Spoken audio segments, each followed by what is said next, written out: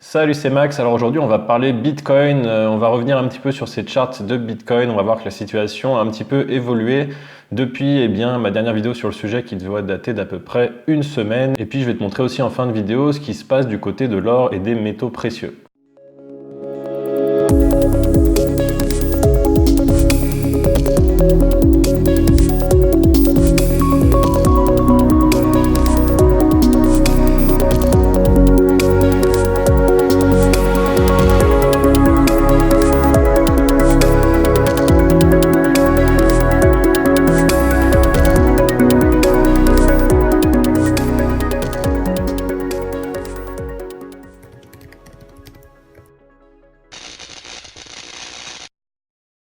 Alors avant de commencer, petit disclaimer de rigueur, voilà, ce que vous allez voir dans cette vidéo ne constitue absolument pas des conseils financiers, je ne suis pas un investisseur qualifié et donc n'écoutez surtout pas tout ce que je raconte sur les marchés financiers en général.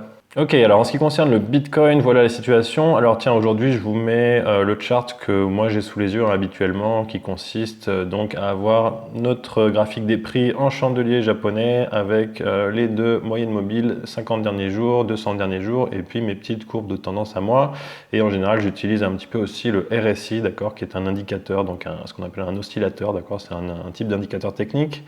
Et puis ici, le MACD. Alors bon voilà, ça je ne les regarde pas forcément tout le temps, ça dépend un peu des situations. Aujourd'hui je voudrais simplement qu'on se focalise sur le prix, donc on va regarder ça. Et donc la dernière fois qu'on discutait du Bitcoin, c'était il y a peut-être une semaine, une dizaine de jours, on était à peu près ici, d'accord, on était dans cette situation où on avait eu déjà un breakout haussier sur cette ligne de tendance baissière, voilà, on avait un canal baissier depuis quelques mois, depuis à peu près 6 mois sur Bitcoin, et on avait fait un petit breakout en dehors de ce canal, et je crois qu'on était à peu près ici, et donc voilà, on avait dit que c'était plutôt positif, on n'était pas totalement optimiste sur le fait qu'on avait un changement donc général de tendance pour Bitcoin, et donc on avait dit qu'il fallait regarder ces moyennes mobiles, là notamment la moyenne mobile des 200 derniers jours. D'accord, et puis également la moyenne des 50 derniers jours, et je vous avais dit, bah voilà, potentiellement le prix peut osciller un peu entre ces deux moyennes mobiles avant de prendre une décision, c'est à peu près ce qui s'est passé. On est venu taper la moyenne des 200 derniers jours ici, on a fait même un tout petit, ce qu'on appelle un fake out, d'accord, c'est quand on fait un petit semblant de breakout, mais finalement on n'a pas fermé la chandelle au-dessus, donc voilà, ça s'est fermé plutôt bas même, on a eu une belle réjection. Et suite à cette réjection, le prix est resté en dessous, a commencé à redescendre un petit peu, et puis finalement, on a rebondi, et là, on a fait un très beau breakout, d'accord, très propre, ok, 3 belles chandelles vertes, c'est voilà, la dernière qui est plus grande que les deux premières, et qui vient voilà, nettement exploser, traverser cette moyenne des 200 derniers jours, donc c'est très joli. Et puis ce que j'aime bien aussi, c'est que depuis, le prix est resté voilà, au niveau les plus élevés qu'il avait atteint pendant cette chandelle, on s'est bien stabilisé à ces niveaux, au-dessus des 9000 $, d'accord, donc c'est quand même plutôt positif, très positif même. Donc on va regarder tiens, comment ça donne sur le hourly. Voilà le breakout en question qu'on a vu, et puis le prix qui se stabilise sur le hourly, qui vient toucher la moyenne des 50 dernières heures. Alors c'est possible qu'on repasse peut-être un peu en dessous. En tout cas, j'aime bien ça, donc je vous avais dit que pour moi j'attendais d'avoir un voire plusieurs fermetures sur le chart journalier, d'accord, pour considérer qu'on est vraiment, pour être vraiment optimiste sur le changement de tendance. Voilà, je considère qu'aujourd'hui c'est le cas, j'ai eu ce que je voulais, j'ai eu cette chandelle qui a fermé, celle-là qui a fermé, et là on est sur le 3e jour, d'accord.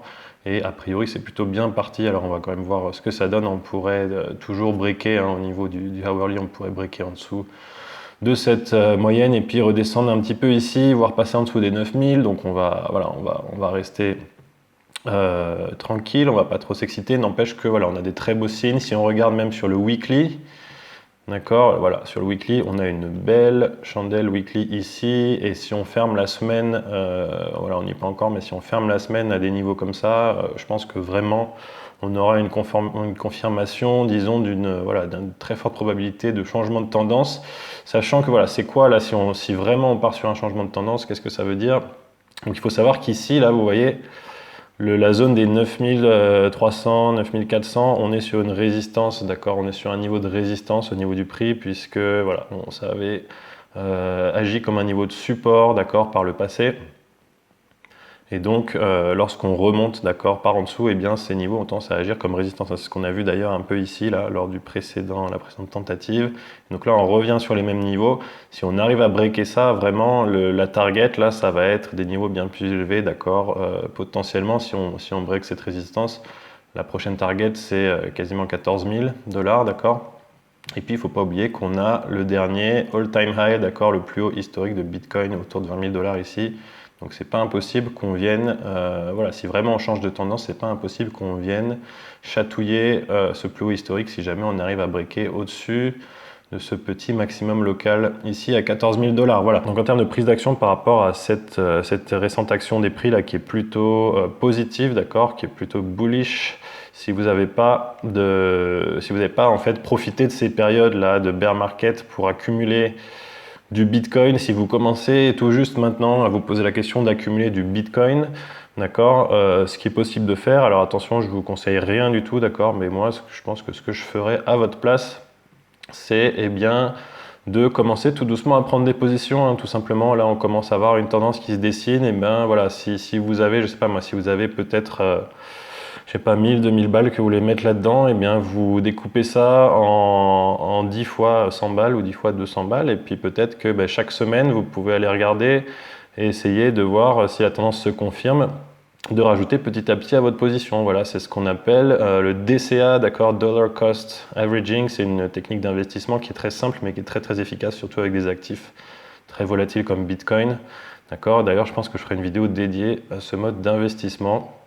Voilà, je vais pas aller plus loin aujourd'hui sur Bitcoin, hein. On a une tendance qui reste toujours très, très optimiste, on va dire, là en tout cas à court terme, à voir si ça se confirme. Moi personnellement, voilà, à titre personnel, je considère que là on est en train de faire un changement de tendance, sauf grosse réjection à un niveau comme le niveau des 9300, là je pense qu'on va être reparti, hein, les gars, en 2020. Notamment avec toutes les angoisses qu'on a en ce moment, il y a de grandes chances que Bitcoin serve de hedge, d'accord, serve de protection pour les investisseurs, au même titre que des actifs comme les métaux précieux, d'accord, pour se protéger des fluctuations des marchés, des actions, des marchés des obligations, etc. Voilà, donc c'est tout pour Bitcoin pour l'instant. Je voulais te parler également rapidement des métaux précieux, donc on va aller voir ça tout de suite. Alors on va aller voir déjà le cours de l'or. Donc là, ça va être juste une petite intro, hein, sur les métaux précieux, d'accord, parce qu'on n'en a pas vraiment encore parlé au niveau de ces graphiques. Alors déjà, il faut savoir que les métaux précieux, on est sur des cycles des prix qui sont quand même bien plus longs que dans le cas de Bitcoin, d'accord. Et donc là, je vais regarder le chart en monthly, d'accord, en mensuel, d'accord, parce que ça va être plus intéressant que de le regarder en journalier, où voilà, on va avoir moins d'informations sur les tendances générales des prix, ça va vite devenir un peu illisible. Voilà, tout simplement parce qu'on est sur des tendances plus longues dans le cas des métaux précieux, d'accord. Donc la situation avec l'or aujourd'hui, donc l'or en US dollars là sur ce chart, on avait eu un plus haut historique, hein, de l'or en dollars en 2011 suite à la crise de 2008, d'accord. Voilà, l'or était passé d'à peu près, je crois, quelques centaines de dollars avant la crise financière jusqu'à un plus haut qui était à 1900 $. Et puis, suite à ça, on a eu toutes les interventions des banques centrales qui ont fait léviter les marchés d'actifs un peu plus, disons un peu moins protecteurs, disons un peu moins stables, voilà, tout ce qui est equity, tout ce qui est action, tout ce qui est obligations, hein, etc. Et donc voilà, donc le cours de l'or était descendu, on avait une belle correction. Et puis, voilà, petite phase d'accumulation. Alors là, si vous regardez d'ailleurs les différentes phases des marchés, dans la vidéo psychologie des marchés, là on est en un cas typique, hein, voilà. On a toutes les phases ici qui apparaissent assez clairement, donc voilà, phase d'accumulation. Et puis là, voilà, là clairement depuis quelques mois, on a quelque chose qui se passe, d'accord. On a eu un premier breakout, vous voyez cette ligne là à 1375 à peu près dollars. On va la tracer pour que ça soit clair. Voilà, cette ligne ici, on a eu un joli breakout, donc ça c'était au mois de juin, d'accord, et bien comme prévu, quand vous avez un joli breakout d'une ligne qui a servi un niveau de prix qui a servi de résistance à de multiples reprises sur un cycle, voilà, donc ça a commencé On a traversé à la baisse, on était en 2013, donc voilà, ça a mis 6 ans avant de retraverser. Ça, c'est des mouvements de fond, d'accord, qui sont puissants, qui se basent sur des fondamentaux. C'est pas des choses qui changent du jour au lendemain. Et donc là, quand on a eu ce breakout, c'était vraiment un signal qu'on sortait un petit peu de cette phase d'accumulation, que voilà, qu'on avait probablement trouvé un plus bas pour l'or à ce niveau-là, ici, autour de 1040 $, et qu'on repart potentiellement pour un nouveau bull market, pour un nouveau cycle d'expansion des prix avec l'or. Voilà, donc maintenant rapidement, on va juste regarder l'argent parce que c'est assez intéressant à regarder également. Alors l'argent, c'est un tout petit peu plus risqué entre guillemets que l'or, d'accord. C'est traditionnellement c'est peut-être voilà le deuxième actif le plus sécure, on va dire historiquement, d'accord. C'était également utilisé comme monnaie à une certaine époque dans pas mal de pays, hein, notamment en Asie. Voilà, simplement c'est un petit peu plus volatile que l'or et donc on peut voir que voilà à peu près au même moment où l'or, même exactement au même moment où l'or faisait son plus haut historique en 2011, on a l'argent qui a fait le sien, qui est monté jusqu'à quasiment 50 $, d'accord. À partir de prix qui étaient, alors là, on voit pas avant, mais en 2007, on était autour voilà, de 10-12 $. Donc on a fait un joli x5 hein, quand même sur ce bull market de l'argent. Et puis voilà, derrière la correction, hein, bien entendu, pendant eh bien, quasiment 10 ans maintenant, pendant 9 ans. Quoi. Et là, on a eu, alors sur l'argent, on n'a pas eu quelque chose de si net que sur l'or, d'accord. On est dans une tendance baissière depuis un moment. On est passé sous, alors ça c'est la moyenne mobile des 50 derniers mois, d'accord, donc c'est quand même un truc assez significant, d'accord. Voilà, plus vous êtes sur des périodes de temps longues, plus les indicateurs techniques que vous allez regarder, ils vont avoir de l'importance, ok. Et donc voilà, on voit que l'argent était passé en dessous de cet indicateur technique. Pendant un moment, on était bien resté en dessous, on avait tapé à de multiples reprises, ça s'était jamais passé. Et là, récemment, on a eu un beau breakout au même moment où l'or a fait son breakout. Et depuis, eh bien, on a une jolie stabilisation au-dessus, d'accord, de cette ligne, de cette moyenne. Donc ça, c'est très positif si on peut rebondir là-dessus. Ça signalera, eh bien, très probablement aussi le début d'un changement de tendance pour l'argent. Comme on peut le voir aujourd'hui sur l'or, hein, d'accord, c'est un petit peu plus clair dans le cas de l'or, voilà. Voilà, donc c'est tout pour aujourd'hui. Restez attentifs sur le Bitcoin, ça peut potentiellement bouger très vite, d'accord. Voilà, ça va commencer à être le moment à passer à l'action si vous avez vraiment l'intention de participer au prochain cycle haussier du Bitcoin, d'accord. En ce qui concerne les métaux précieux, c'est des marchés qui ont plus d'inertie, d'accord, qui mettent un peu plus de temps à bouger et puis qui ont des multiples de prix. Voilà, quand ça monte, ça va peut-être monter moins fort que ce qu'on voit dans les cryptos. N'empêche que c'est un petit peu plus compliqué à acquérir également. Donc si jamais vous prenez la décision de acquérir de l'or et de l'argent parce que vous pensez qu'on est à un bon moment dans le cycle de ces métaux précieux, notamment au vu des tensions géopolitiques, économiques, financières et puis des récentes tensions avec l'épidémie de coronavirus. Voilà, ça c'est plein de choses qui vont affoler les marchés, qui risquent d'avoir un coût élevé pour l'économie. Et dans ces cas-là, si jamais on rentrait dans une phase vraiment turbulente au niveau des marchés financiers mondiaux, dans ces cas-là, voilà, des actifs comme l'or, l'argent, le Bitcoin, ça serait vraiment des actifs qui vous protégeraient hein, contre ces fluctuations et qui pourraient même prendre pas mal de valeur. Donc pensez-y. Voilà. Ceci dit, je vous donne aucun conseil financier, d'accord. Je suis moi-même absolument pas un investisseur qualifié, donc n'écoutez surtout pas ce que je vous raconte, bien entendu. Voilà, c'était Max Polizzo, j'espère que cette petite vidéo vous aura plu. Laissez-moi un like, un petit commentaire, abonnez-vous bien entendu à la chaîne si ce n'est pas déjà fait et on se dit à très bientôt.